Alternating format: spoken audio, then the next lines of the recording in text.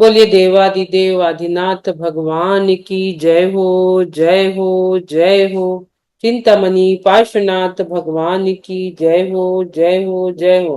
आचार्य उमा स्वामी महाराज की जय हो, जय हो, जय हो।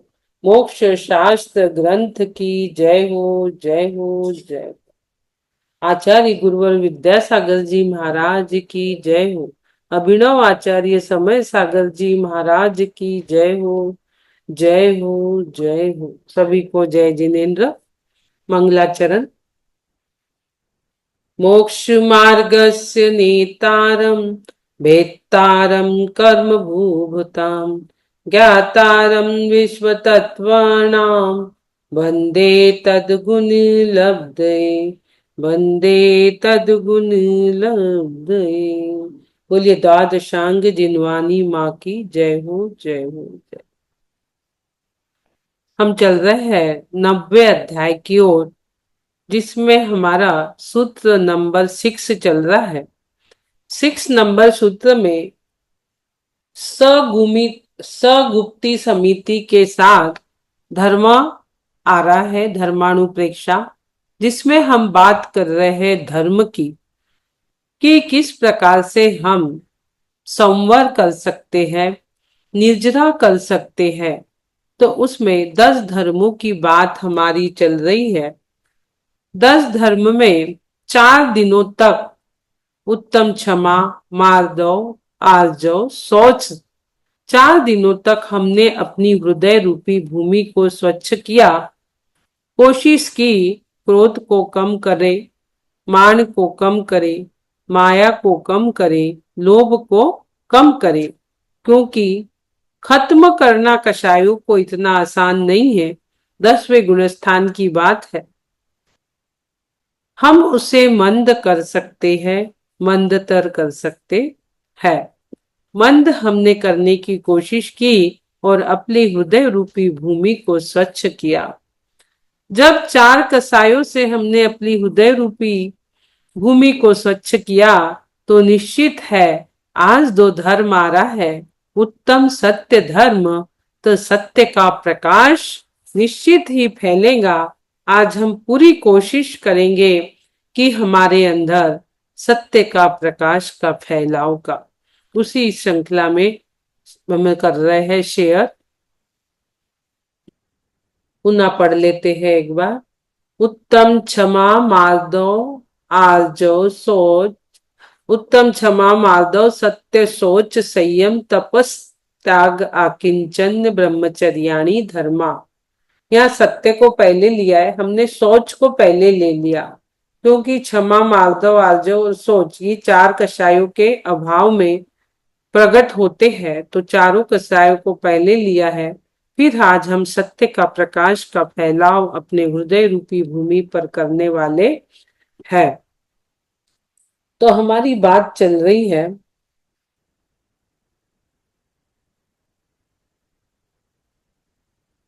उत्तम सत्य धर्म की। उत्तम सत्य धर्म, साधु वचन बोलना सत्य है। यहाँ इतना ही दिया है, हम इसको डिटेल में समझते हैं। सत्य धर्म की चर्चा जब भी चलती है तो सत्य धर्म के नाम पर सत्य वचन के ही गीत गाए जाते हैं। जब भी कोई बोलेगा सत्य धर्म, तो हमारे माइंड का ट्यूबलाइट जल जाता है कि सत्य धर्म यानी सत्य वचन। सत्य धर्म समझ लिया, सत्य वचन को ही हमने सत्य धर्म समझ लिया है। लेकिन आज हम सत्य वचन को भी समझेंगे और सत्य धर्म को भी समझेंगे और सत्य धर्म को भी समझेंगे। अच्छे पुरुषों के साथ सुंदर वचन बोलना, सरल वचन बोलना, थोड़े इंप्रेसिव वचन बोलना, कपट रहित वचन बोलना, स्वार्थ रहित वचन बोलना, मीठे शब्द का बखना लाप करना, ये सब उत्तम सत्य धर्म है। असत्य बोलने से बैर होगा, शौक होगा, कलह होगा, बंधन होगा, मरण होगा, दुर्धान्य होगा, सामने वाला दुखी होगा और वो सारी चीजें को इसी भव में भोगना पड़ता है। सारे दुख सुख हमें यही भोगना है।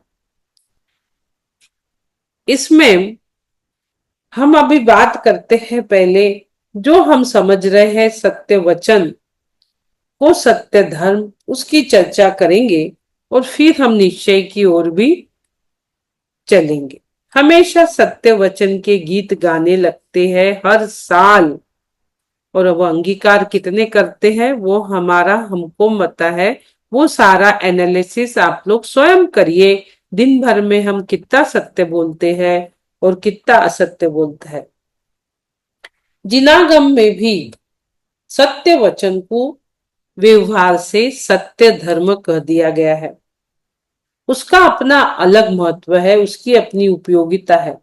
जब गहराई में जाकर निश्चय से विचार करते हैं तो सत्य वचन और सत्य धर्म में महान अंतर दिखाई देता है। सत्य धर्म और सत्य वचन बिल्कुल भी दोनों चीजें एक नहीं है, दोनों भिन्न भिन्न है, भिन्न भिन्न प्रतीत होती है। गांधी जी ने भी सत्य वचन की सीमा से ऊपर स्वीकार किया है। गांधी जी ने भी सत्य वचन को बहुत ऊपर, उनका एक स्लोगन ही था, ट्रुथ इज गॉड।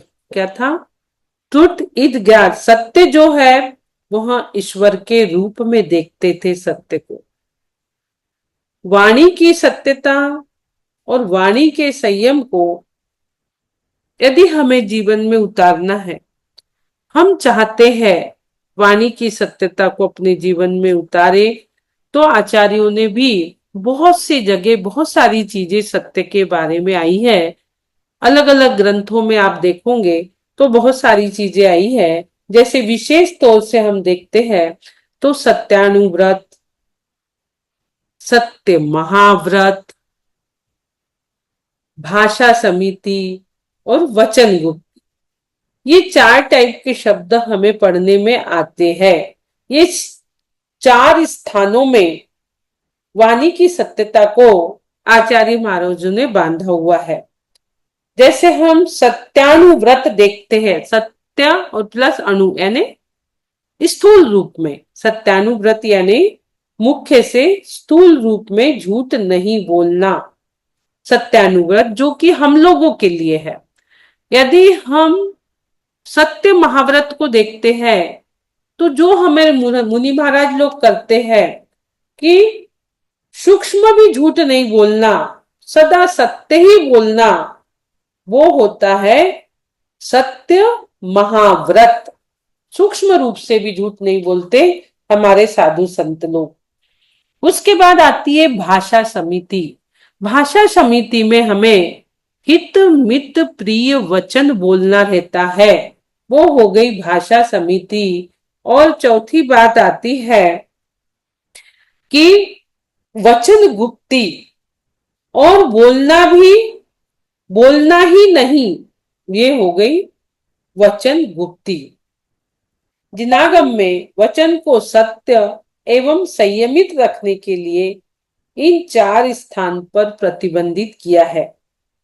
यदि हमारा बिना बोले चल जावे तो हमें बोलने की क्या जरूरत, और जब भी बोलो तो साधु वचन बोलना ही सत्य है।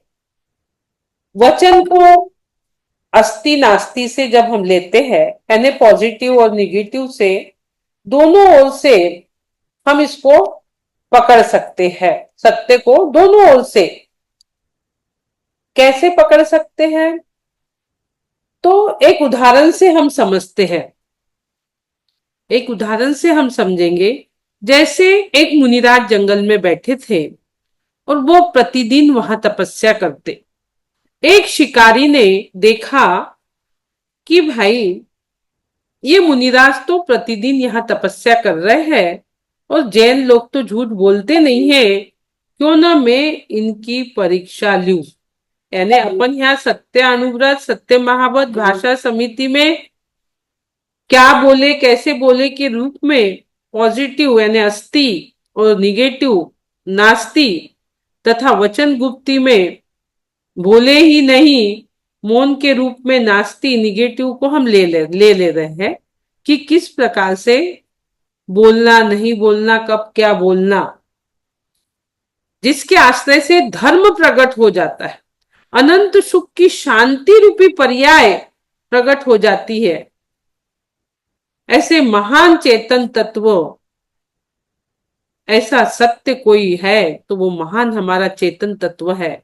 और उसको एक उदाहरण से हम समझ रहे हैं कि उस शिकारी ने क्या सोचा कि क्यों ना मैं इनकी परीक्षा लूं, और एक चिड़िया को अपने हाथ में पकड़ के लेके आता है और गुरु महाराज से पूछता है कि बताइए यह चिड़िया जिंदा है या मर गई। वो अंदर अंदर उसकी मायाचारी छल कपट चल रहा था कि जिंदा बोलेंगे तो मैं गला दबा के मार दूंगा, और ये बोलेंगे मर गई है तो मैं उस चिड़िया को उड़ा दूंगा। दोनों लड्डू उसके हाथ में थे, दोनों पक्ष उसके हाथ में थे। महाराज तो अपने ज्ञान से जान रहे थे कि ये मेरी परीक्षा ले रहा है, सत्य धर्म की परीक्षा ले रहा है, जैन धर्म की परीक्षा ले रहा है। उन्हें तो प्राणी की सेवा करना था, प्राणी की जान बचाना था। उनने कह दिया कि ये तो चिड़िया मरी हुई है। उसने तुरंत उड़ा दिया और महाराज को झूठा साबित कर दिया कि आप झूठ बोल रहे हो। लेकिन यह झूठ की कोटि में नहीं आता है, ये झूठ की कोटि में नहीं आता है, ये सत्य की ही कोटि में आता है। झूठ की कोटि में ये नहीं आता है। यदि आपने किसी की प्राण की रक्षा के लिए झूठ बोला तो वह सत्य की कोटि में आएगा, वो असत्य की कोटि में नहीं आएगा। किसी ने गाय को मारने के लिए गर्म पानी लिया हो या कहीं लेके जा रहे हो भूचड़ खाने, और कोई पूछता है कि भूचड़ खाना जा रहा था वो ट्रक किधर है, हमें तो गौ की रक्षा करना था, हम उसको विपरीत दिशा में यदि बता देते हैं कि यहां नहीं यहां गया है और उनकी जान बच जाती है, तो वह सारी चीजें सत्य की कोटि में ही आती है, उसको असत्य में नहीं गिना जाता। एक चिड़िया के एग्जाम्पल के माध्यम से हमने सत्य वचन को समझा कि जिन शासन की रक्षा, प्राणियों की रक्षा के लिए यदि हमने थोड़ा सा असत्य भी कह दिया तो वो सत्य की कोटि में ही आता है। और एक और उदाहरण और आता है, वसु राजा का भी एक उदाहरण आता है कि वच झूठ सेती नरक पहुंचा, सुरग में नारद गया। एक वसु राजा था। 10 लक्षण में आप लोग मंदिर जाते होंगे तो ये कहानी हर साल सुनते होंगे। सिंहासन पर बैठा वसु राजा, जिनके कारण आज ये बलि का जो प्रकोप चल रहा है, वो धर्म का भूपति था। लेकिन जिस समय नारद और पर्वत, ये दो लड़के थे, नारद जो था वो विष्णु का पुत्र था और पर्वत जो था वसु राजा के गुरु का पुत्र था। पर्वत वसु राजा के गुरु का पुत्र था। जब कोई संकट आया था तो गुरु जो थे वो सहायता की थी। जो गुरु ने उनकी सहायता की थी, तो उन्होंने वचन दिया था कि जो आप मांगोगे वो मैं कर दूंगा। गुरु माता को उनने वचन दिया था कि आपके ऊपर जब कोई संकट आए तो आप कुछ वचन मांग लेना। वसु राजा ने गुरु माता को वचन दे दिया था। जब गुरु माता बोली मुझे अभी नहीं चाहिए, मेरा डिपॉजिट रखो, समय आने पे मैं आपसे अपना गिफ्ट ले लूंगी। अभी नहीं, समय आएगा जब मैं आपसे अपने वचन ले लूंगी। जिस प्रकार से भरत ने कैकेयी से मांगे थे, भरत और कैकेयी का हर कोई अच्छे से जानता है। एक हवन हुआ, हवन में 3 साल पूरे हुए। 3 साल पूरे हुए और 3 साल पुरानी घटना, जब उनने वचन मांगे थे उसके 3 साल बाद धान का जो छिलका होता है, धान का छिलका चढ़ाया जाता है। तो अज, अज यानी धान का छिलका, ऐसा नारद करता था। नारद कहता था अज यानी धान का छिलका, और जो पर्वत था वो कहता था अज यानी बकरा। ऐसी लड़ाई छिड़ गई। वो कह रहा नहीं अजिया ने धान का छिलका, और वो कह रहा नहीं अजिया ने बकरा। तो उन्होंने कहा कि चलो अपन वसु राजा के पास जाके निर्णय करते हैं। गुरु माता ने पहले ही वसु राजा को बता दिया था कि आपको अजिया ने बकरा ही बोलना है, ऐसा पर्वत कह रहा है, ऐसा गुरु माता कह रही है। पहले ही उनने उनको बता दी थी, मुझे वचन दो, जो आपने 3 साल पहले मुझसे कहा था वो वचन मेरे आप दोगे, और अज यानी बकरा ही कहोगे। जो पर्वत कह रहा है वो सत्य है, ऐसा आप कहोगे। जब महाराज के पास नारद और पर्वत दोनों पहुंचे, उन्होंने पूछा कि महाराज अज यानी क्या, छलका या बकरा? वसु राजा ने कह दिया। वसु राजा पहले थोड़े चुप रहे, फिर उन्होंने क्या सोचा, सच नहीं बोला। उनको अपने वचनों की पूर्ति करना था। गुरु माता को उनने वचन दे रखा था, तो उन्होंने कह दिया। जो उन्होंने ये भी नहीं कहा कि अजिया ने बकरा या अजिया ने छिलका, उन्होंने सिर्फ इतना किया, उसको घुमा फिरा के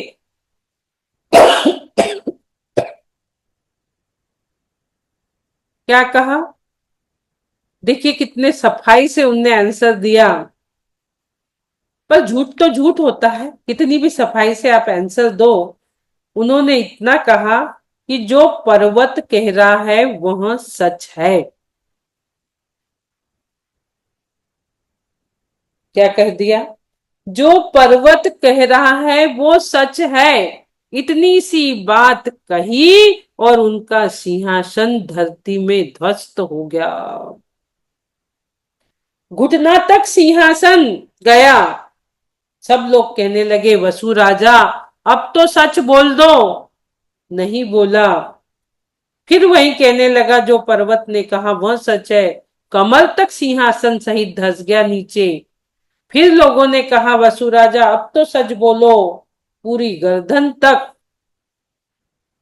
सिंहासन अंदर चला गया। धरती तक पूरा सिंहासन गया, फिर भी सच बोले नहीं उन्होंने। पूरा गले तक धस गया। प्रजा बोली अब तो सच बोलो। पर्वत जो बोल रहा है वो सच है, ऐसा ही वो बोल रहा है। क्योंकि उन्हें अपने गुरु माता को दिए हुए वचन का पालन करना था। सिंहासन सहित वसु राजा नरक गए। तब से आज तक निहत्थे जीवों का जो वध हो रहा है, जो बलि चढ़ रही है, उस सबका पाप वसु राजा को लग रहा है।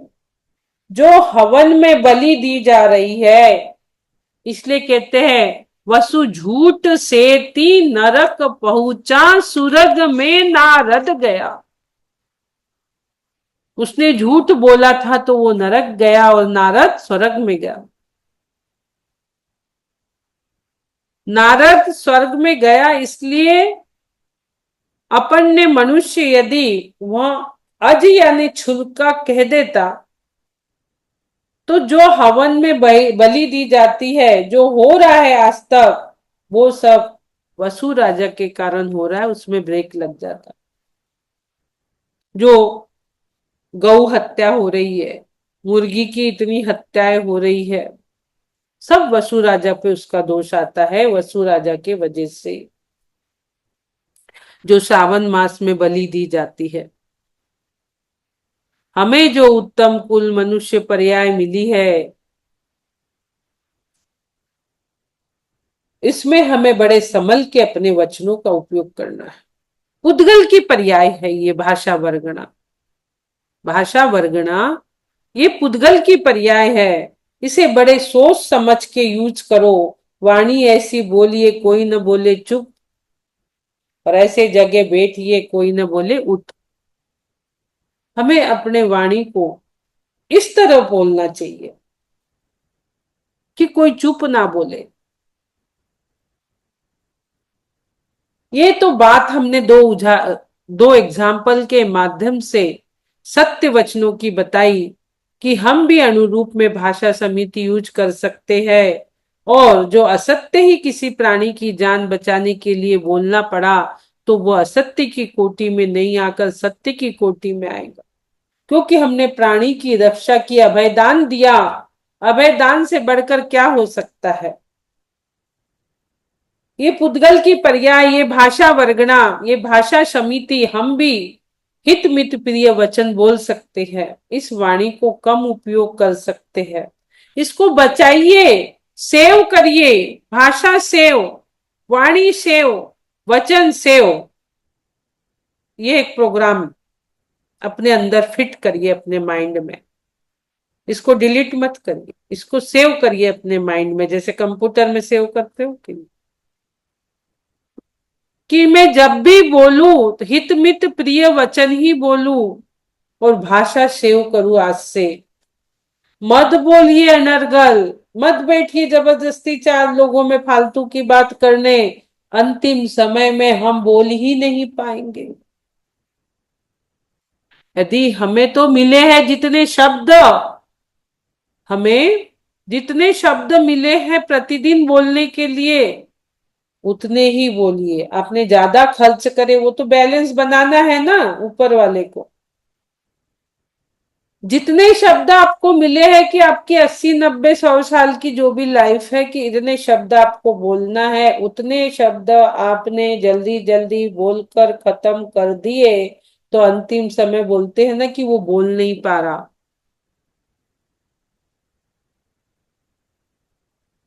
क्यों नहीं बोल पा रहा? पहले उसने अपनी भाषा वर्गना को नष्ट कर दिया। क्या कर दिया? उसने अपनी भाषा वर्गना को पहले ही नष्ट कर दिया। जो असत्य बोलता है, असत्य के प्रति बहुमान करता है, उन्हें कभी सत्य की प्राप्ति नहीं हो सकती। सत्य की प्राप्ति तो दूर, सत्य की प्राप्ति होना बड़ा असंभव और बड़ा कठिन सा लगता है। जो सत्य का बहुमान करता है, सत्य वचन पे निष्ठुर रहता है, सत्यवादी जग में सुखी, वो हमेशा सुखी रहता है। सत्यम वद सत्यम वद सत्यम वद। इससे हमारे आत्मा में तीव्र रुचि जागृत होती है। उसकी महिमा हमें लाना है उस सत्य की। अब ये सब बातें तो हम सत्य वचन की कर रहे हैं। उद्गल की पर्याय है सत्य। लेकिन आत्मा का धर्म तो आत्मा में है, और वो आत्मा में ही रहता है, शरीर और वाणी में नहीं। जो आत्मा के धर्म है, उनका संपूर्ण धर्मों में, सिद्धों में होना अनिवार्य है। उत्तम समाधि 10 धर्म, जिनमें सत्य धर्म को शामिल किया है, जो सिद्धों में विद्यमान है, उनके पास तो वचन है ही नहीं, सिद्ध हो गए, वो तो मन वचन का योग से रहित हो गए।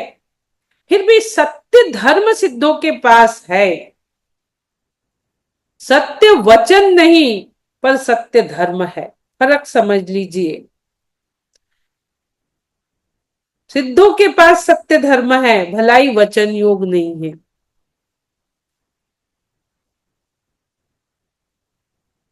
आत्मा हमारी सिद्ध होती है कि निश्चय से सत्य वचन सत्य धर्म नहीं है, मात्र व्यवहार से ही सत्य वचन बोलना चाहिए, झूठ नहीं।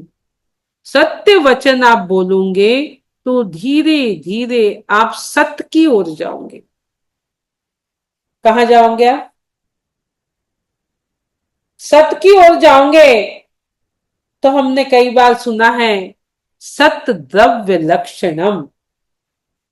आप अपने वचनों में पहले सुधार करते हो।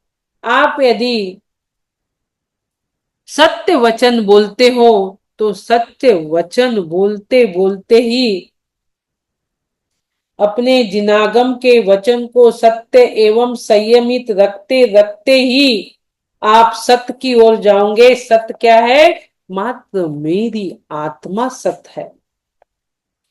सद्द्रव्य लक्षणम, मेरी आत्मा जो द्रव्य स्वभावी आत्मा है, मेरी मेरी जो शांत स्वभावी आत्मा है,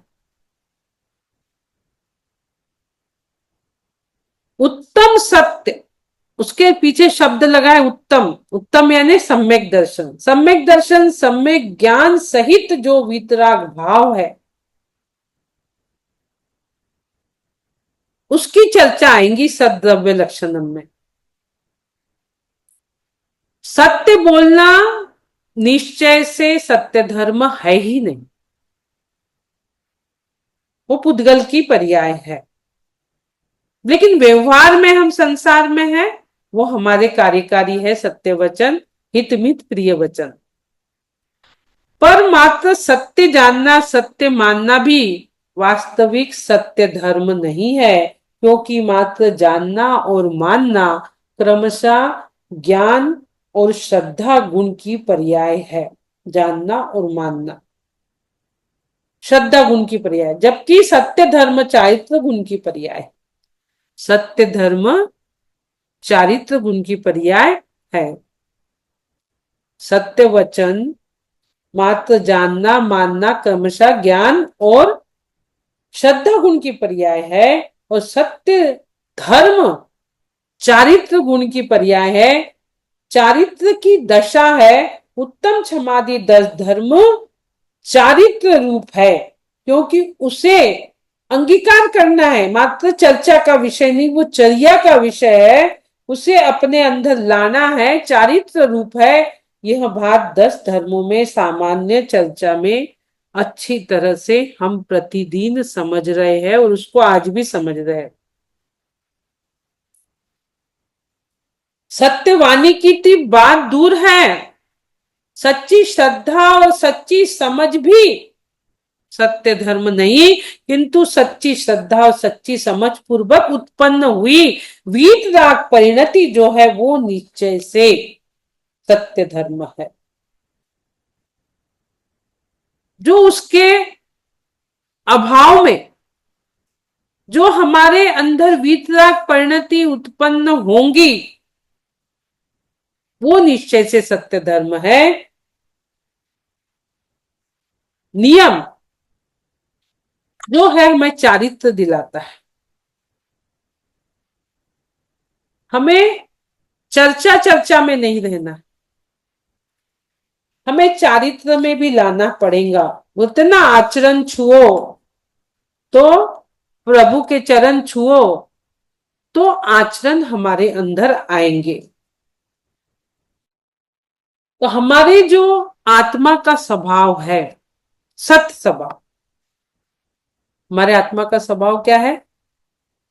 सत स्वभाव, सत द्रव्य लक्षण,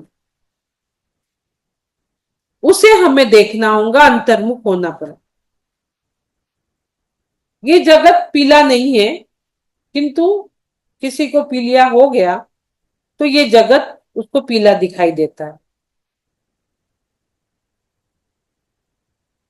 इसी प्रकार जगत में तो असत्य की सत्ता ही नहीं है, पर असत्य हमारी दृष्टि में ऐसा समा गया है कि वह जगत में दिखाई देता है। ध्यान दीजिए इस बात पे, विचार करें, सोच कि किसका दोष है। सुधार हमें जगत में करना है, जगत में असत्य है कि हमारी दृष्टि में असत्य है। विचार करिए, हमें किसका सुधार करना है, जगत का करना है कि अपनी दृष्टि का करना है। जगत पीला है कि पीलिया वालों को पीला दिख रहा है। हमें सुधार भी जगत का नहीं, अपनी दृष्टि का करना है, अपने ज्ञान का करना है। सत्य का उत्पादन नहीं करना है। सत्य तो है ही, जो जैसा है वही सत्य है। उसे सही जानना, मानना, सही जानना मानना ही सत्य प्राप्त करना है। और आत्म सत्य को प्राप्त कर राग देश का अभाव कर वीत राग रूप परिणति होना, यही सत्य धर्म है। अंडरलाइन दिस सेंटर, इस सेंटेंस को, इस लाइन को आप अंडरलाइन कर लो।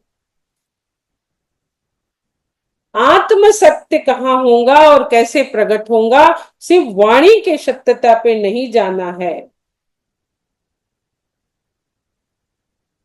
यदि मान लो हम पट को पट कहे तो सत्य है, किंतु पट को घट कहूं तो झूठ है। पट कहने से घट तो नहीं हो जाएगा, वो तो पट ही रहेगा। वस्तु में झूठ ने कहा प्रवेश कर दिया, झूठ बोल दिया आपने घट, तो पट घट तो नहीं होगा। एक उदाहरण है ये, जो पट है वो घट तो नहीं हो गया, तो झूठ ने कहा प्रवेश किया, झूठ का प्रवेश कहां हुआ? क्या वो पट घट बना कि आपकी वाणी में पट घट बना? कहां झूठ घुसा, कहां प्रवेश हुआ झूठ का? आपकी वाणी में हुआ ना, आपने पट को घट कहा तो झूठ का प्रवेश वाणी में हुआ। इसी प्रकार यदि पट को घट जाने तो आपका ज्ञान झूठा हुआ, वस्तु तो झूठी नहीं हुई। मैंने पट को घट जाना माना या कहा, इसमें पट का क्या अपराध? आपकी वाणी का अपराध है, आपका ज्ञान का अपराध है।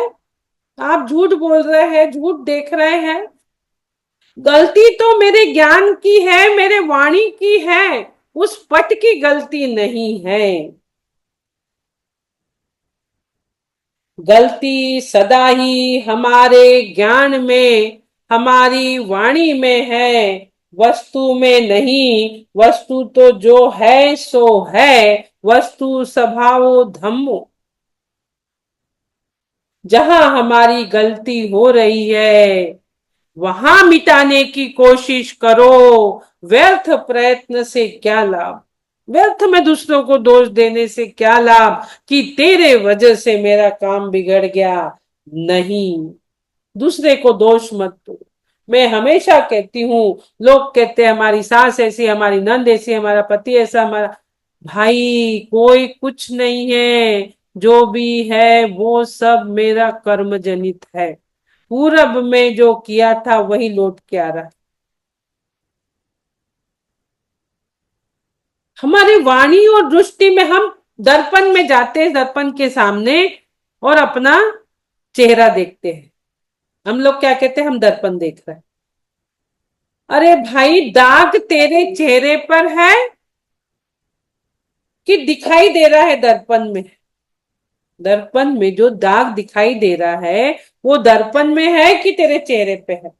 तू दर्पण को साफ करेगा कि तेरे चेहरे को दाग को साफ करेगा? किसको मिटाना है? दर्पण को साफ करके दाग को मिटाना है कि अपने चेहरे का? चेहरे को धोना पड़ेगा ना दाग मिटाने के लिए। हम बहुत अच्छे से फोटोग्राफर के पास जाते हैं और फोटोग्राफर से कहते हैं, भैया मेरी बढ़िया फोटो निकालो। अब एक फोटो निकालना एक बात हुई और बढ़िया फोटो निकालना एक बात हुई। आपको फोटो चाहिए कैसी? आपको अपनी फोटो चाहिए कि बढ़िया फोटो चाहिए? भाई, जैसी आपकी सूरत है वैसी ही फोटो आएंगी। जहां आपने बढ़िया से कह दिया तो आपका अपना फोटो रहेगा क्या? आपको अपना फोटो खिंचाना है कि बढ़िया खिंचाना है? आपका फोटो होगा तो बढ़िया ना होगा, और बढ़िया होगा तो फिर आपका नहीं होगा।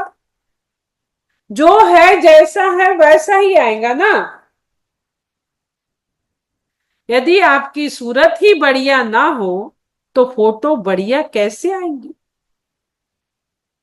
वस्तुतः जो जैसा है वैसे का नाम बढ़िया है, इस चीज को मान लीजिए। लेकिन दुनिया मानती कहाँ है?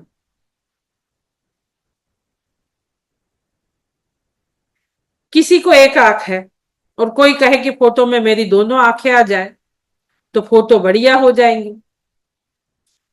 बढ़िया भले कहाँ जाए, भले कहा जाए कि ये बढ़िया हो जाएंगे, पर वह वास्तविक नहीं होगा। हम तो वास्तविक को ही बढ़िया कहते हैं। जो है सो है, वो ही बढ़िया है। जो है जैसा है उसको स्वीकार करो, वो बढ़िया है। जो जैसी है उसको जानना मानने का नाम सत्य है। अच्छी बुरी जानने का नाम सत्य नहीं। वस्तु में अच्छे बुरे का भेद करना राग देश का कार्य है। राग देश के वशीभूत आप वस्तु को अच्छा बुरा कह रहे हो। ज्ञान का कार्य तो वस्तु जैसी है वैसे उसको जानना है। हमारा आत्मा का मूल गुण है ज्ञान दर्शन, जानना देखना। और वो भी कैसे जानना देखना? जो वस्तु जैसी है उसको वैसे जानना देखना, वही सत्य धर्म है।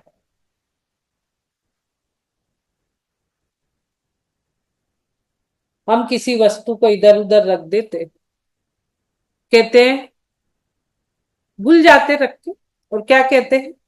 वस्तु खो गई। अरे भाई, ये हमारी व्यवहार की बात हमेशा है। कोई भी चीज इधर उधर रखेंगे, भूलेंगे और कह देंगे हमारी वस्तु खो गई। अरे भाई, वस्तु खो गई क्या तेरा ज्ञान खो गया? विचार तो कर थोड़ा। वस्तु खो गई या तेरा ज्ञान खो गया? क्या खोया है? खोजना क्या है तुझे?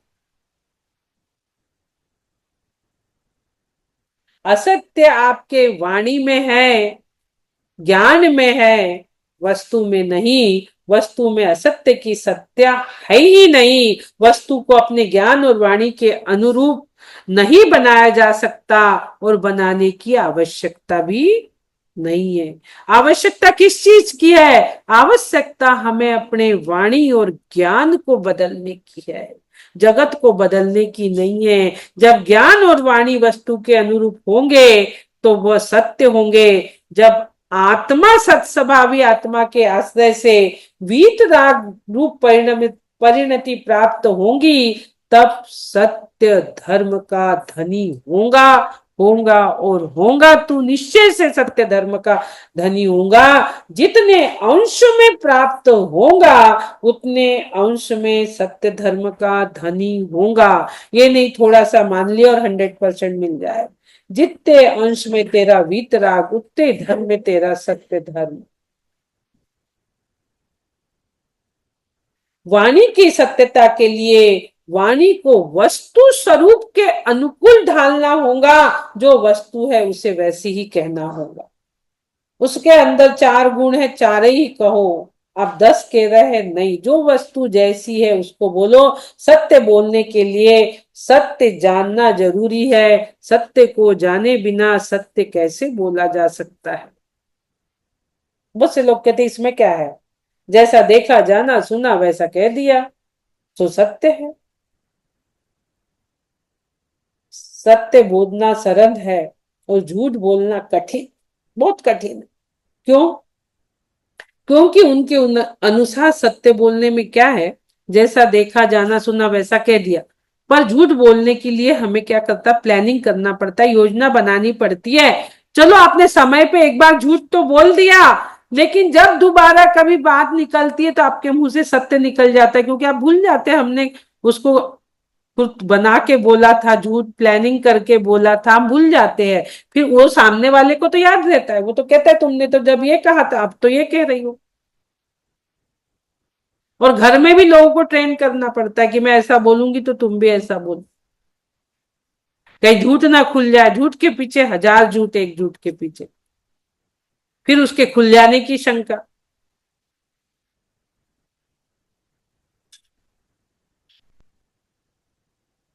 जैसे ही दरवाजा की घंटी बजी या फोन की घंटी बजी, दरवाजा खोलते ही फोन का रिसीवर उठाते हैं, और फोन हमने उठाया और पूछा अमुक व्यक्ति है। यदि सत्य कहना है तो हम तत्काल कह देंगे हाँ, पर झूठ कहना है, हम क्या कहेंगे, आप कौन है, कहाँ है, क्या है, कैसे है, किस लिए आए हैं, लंबी सूची प्रश्न की हम तैयार कर लेते हैं, और घर वालों को भी बता देते हैं।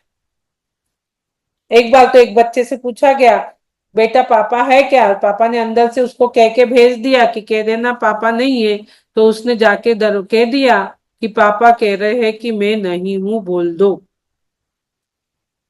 बस ऐसी ही बात चल रही है। सत्य बोलना आसान है, झूठ बोलना बड़ा कठिन है। एक बार सत्य बोल दो, जो होगा सो होगा, और जो है सो है। सारी कवायद झूठ बोलने की, झूठ छिपाने की, झूठ को सत्य का लबादा पहनाने की। इसलिए सत्य वचन को सभी लोग अपनाए। कई बार लोग कहते हैं, छोटी छोटी चीजें हमारे जीवन में आती है कि आजकल सूर्य कितने बजे उगता है बताइए, कितने बजे सूर्य निकला सुबह? आपको यदि पता है तो बोलो, नहीं पता है तो अपने चुप रह जाओ। अब चुप रह गए क्यों? क्योंकि आपको सत्य बोलना है, झूठ तो बोलना नहीं। और जिसे झूठ बोलना है वो तो कुछ भी कह देगा, इतने बजे निकला, 6:30 बजे निकला, 5:30 बजे निकला, उसको झूठ बोलना है। उसको कोई परेशानी नहीं है झूठ बोलना, सत्य बोलने वाला चुप रहेगा।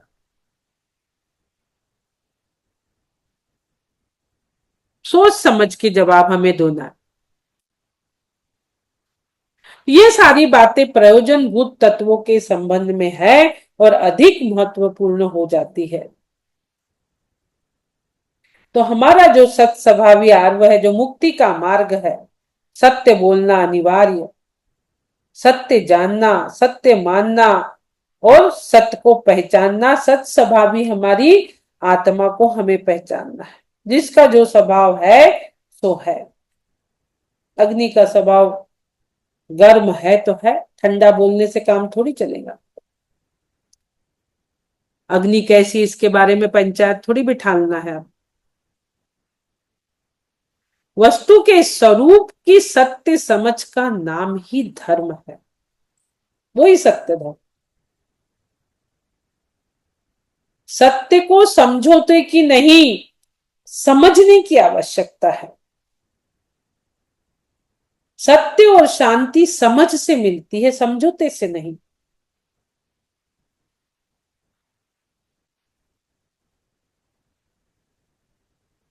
यह जगत बड़ा चमत्कारिक है। सत्य की आवश्यकता भी किसे है, उसकी तमन्ना भी किसको है, सत्य की। सत्य की तड़प किसको है, उसकी कीमत किसको है। यहाँ चमत्कार को नमस्कार है। यदि साधारण सा जादूगर चौराहे पे बैठ जाए तो लोग उसके पास जा जाके पूछेंगे, देखेंगे, बड़ा आनंद आएगा। वो तो दिखा मात्र रहा है, उसके पास आम तो रहता नहीं और वो आम दिखा देता है। वो हाथ की सफाई है, हमारी नजर बंद करता है। जगत में धोखा देने वाला बहुत आदर पाता है। कई बार हम लोग कहते हैं भाई हम तो इतना अच्छा बोलते हैं, हमें आदर क्यों नहीं मिलता, वो देखो उनको कितना आदर मिलता है, वो पाखंडी है, वो ऐसा है वैसा है। वो धन भी पाता है, हमें उसकी महिमा आती है, जो हमारी नजर बंद करता है। लोग कहते वाह वाह क्या गजब किया उसने, लड़की गायब कर दी वो जादूगर ने, फिर लड़की दिखा दिया, आहा हा। उसका बताने वाला धोखेबाज हो सकता है, पर लोग सत्य के प्रति उत्साहित नहीं होते, महिमावंत नहीं होते, धोखे से प्रभावित होते और उसके गुण गाते, आहा हा वो कितना अच्छा बता रहा है।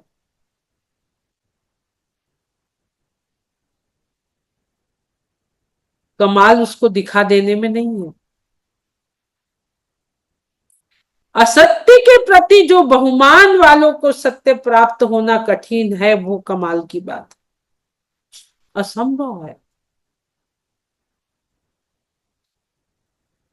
सत्य के प्रति सभी लोग महिमा लाए। सत स्वभावी मेरी आत्मा जो है, जो अनंत गुणों की धनी मेरी आत्मा है, जो त्रैकालिक सत्य स्वरूप के आश्रय से उत्पन्न होने वाला वितराग परिणति है, उस वितराग परिणति रूप उत्तम सत्य धर्म जो है, उसको हमें जन जन तक पहुंचाना, उसको हमें जानना है।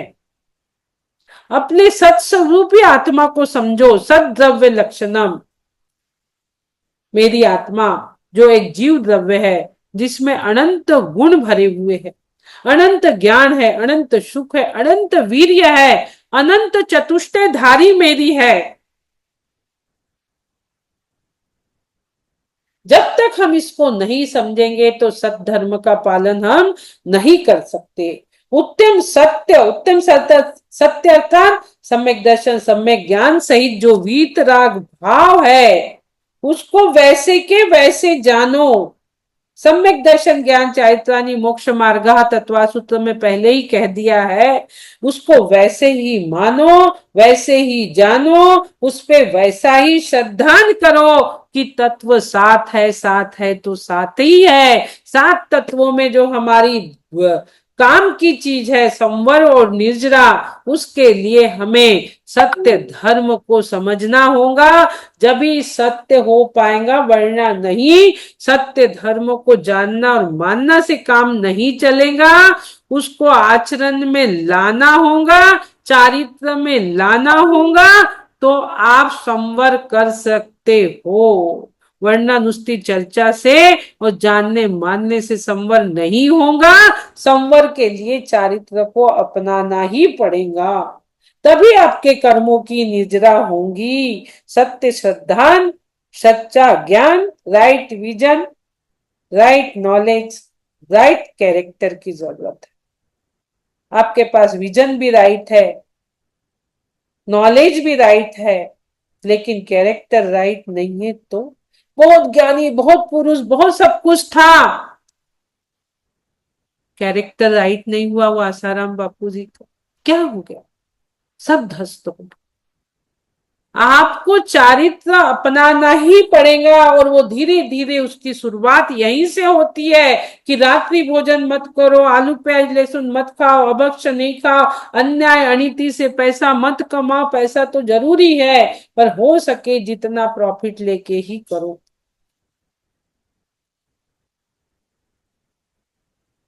श्रद्धा पूर्वक वीतराग भाव की हमारे अंदर जो उत्पत्ति होंगी, वही सत्य धर्म है।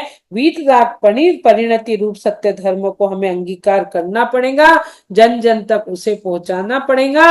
अपने आत्म स्वभाव में रमन जमन हमें करना ही होगा, तभी हम सत्य धर्म कर संवर कर सकते हैं। संवर होंगी तो निर्जरा भी होंगी, और ये ही हमारे उपादेय है। अभी तक हमने हे को समझा, आज हम हमारे हृदय रूपी भूमि में सत्य का बीजारोपण कर रहे हैं, उस पे सत्य का प्रकाश, सत्य का जल, सत्य की सिंचन और चारित्र की हवा से जब वो बीज डोलेगा तो आपको मोक्ष फल की प्राप्ति होगी। सत्य की चारित्र की हवा लगना जरूरी है। सत्य की बीज में सत्य ज्ञान का सिंचन, ज्ञान रूपी जल का सिंचन होना जरूरी है। सत्य ज्ञान रूपी जल का सभी लोग सिंचन करें और सद्धर्म को अंगीकार करें, अनंत चतुष्टय की प्राप्ति करें। सभी लोग जो अपने उपादेय संवर निजरा है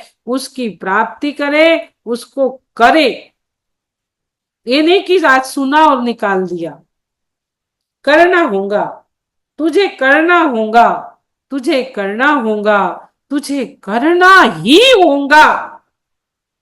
क्योंकि जो भी यहाँ बैठे हैं ये सारे के सारे बहुत भव्य प्राणी हैं, जो इतनी देर इनको जिनवानी सुनने का भाव होता है। मैं प्रतिदिन ये बात कहती हूँ।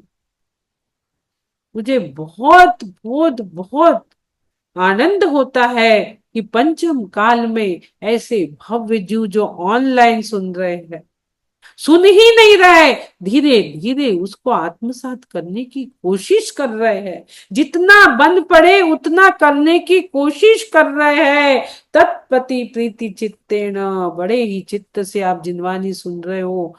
मेरे तो क्या है, बोलते जाते तो समय का ध्यान नहीं रहता। समय हमारा हो गया है, तो सभी लोग सत्स्वभावी आत्मा को ग्रहण करें। इसी भाव के साथ बोलिए द्वादशांग जिनवानी माँ की जय हो, जय हो, जय हो।